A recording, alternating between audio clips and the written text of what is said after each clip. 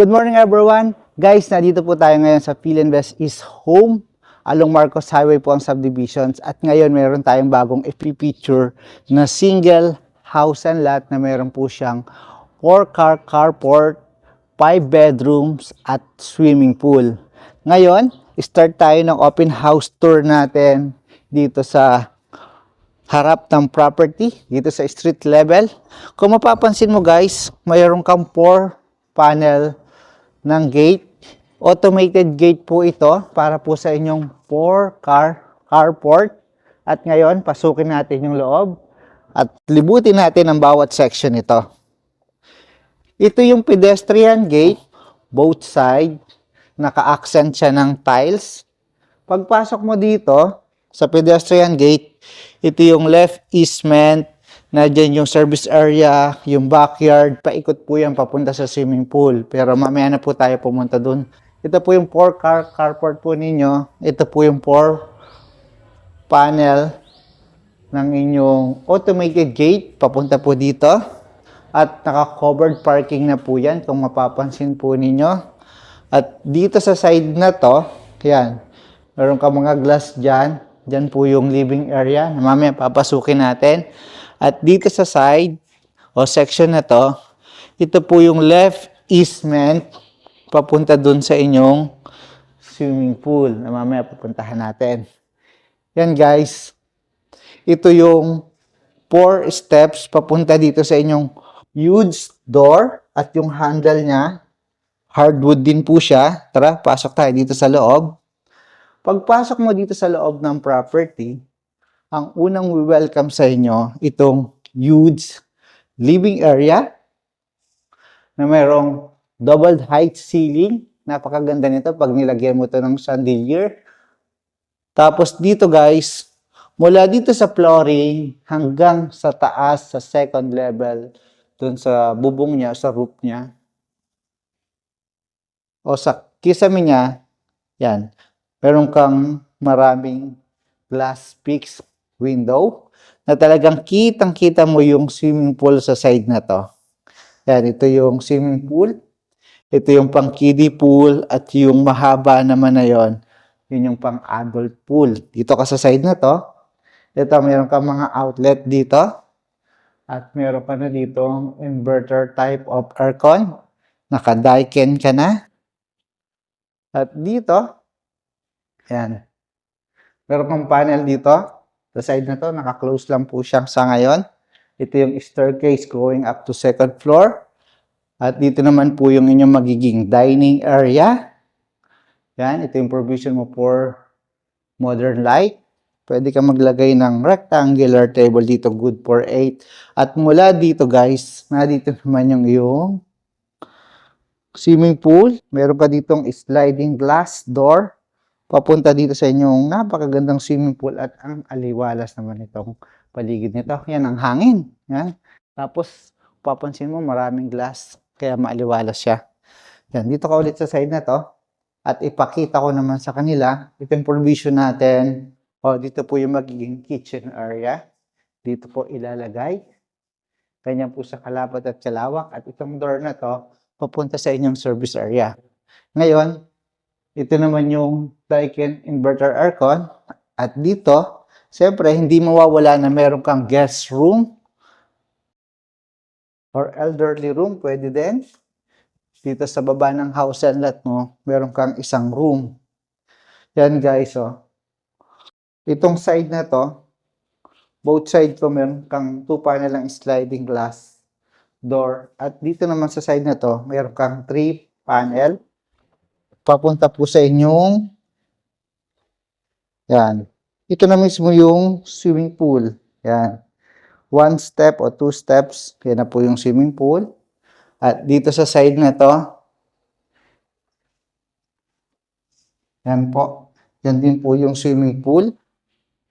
Kitang-kita mo na.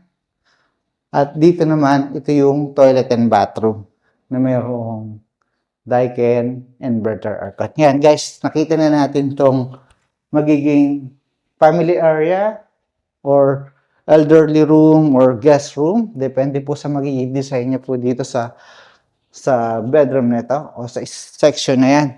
Yan guys, ito yung staircase going up to second floor. Pero bago tayo magpatuloy doon, pag-usapan naman po natin specs ng house and lot. Ang lot area po nito, more or less, nasa 353 square meter.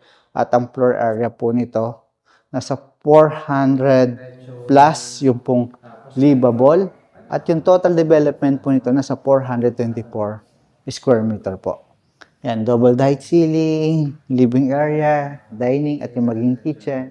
At ito na po yung hagdanan ninyo. Malawak siya at malapad. At yung steps mo dito guys, naka solid wood at yung riser concrete. Yan, mula dito, ito yung glass fix mo. Kita mo yung right easement dyan. Mula dito sa baba na to hanggang sa taas po. At ito yung hagdanan. Papunta na dito sa second floor.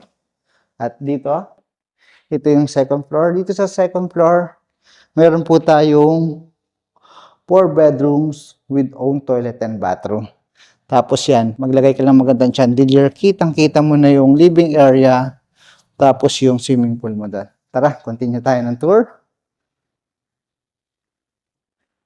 Yan guys. Dito, unahin muna natin itong first bedroom dito sa second floor.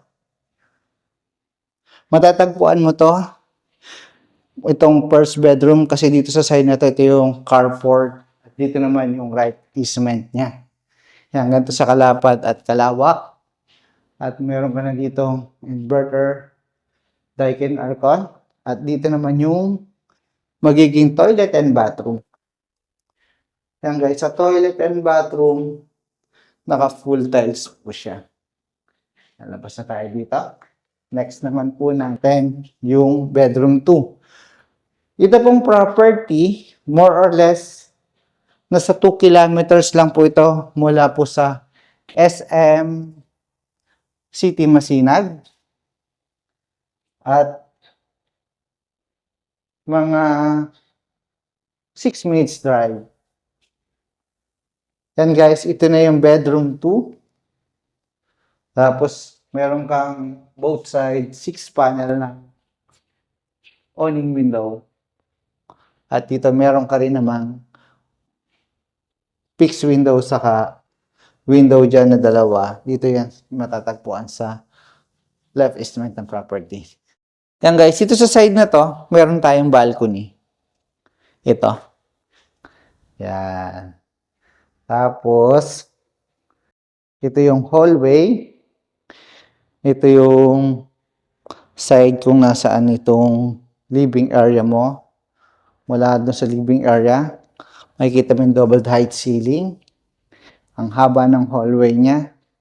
Tapos dito, yan, yung screen, tapos yung panel ng sa swimming pool mo. Kitang-kita mo yung swimming pool mo dito. At next naman po natin, itong bedroom 3 na nandito na din. Sa bedroom 3, ang layout nito, PL. PL po yung layout niya. At dito, may dalawa kang outlet. At dito yung magiging bed. Yan. Labas na tayo dito. Lahat po ng bedroom dito, meron po siyang toilet and bathroom. Ito po yung master bedroom. At lahat po ng door dito sa mga bedroom, naka-solid wood po siya.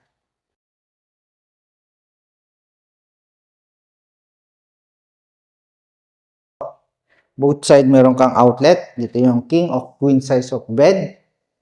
At dito naman, ito yung bintana mo. At mula dito sa bintana, yan, makikita mo yung swimming pool dito. Ganda ng swimming pool. Tapos, yung mga glass dyan. Yan. At ito naman po, para sa mga outlet ninyo, dito yung TV console po ninyo.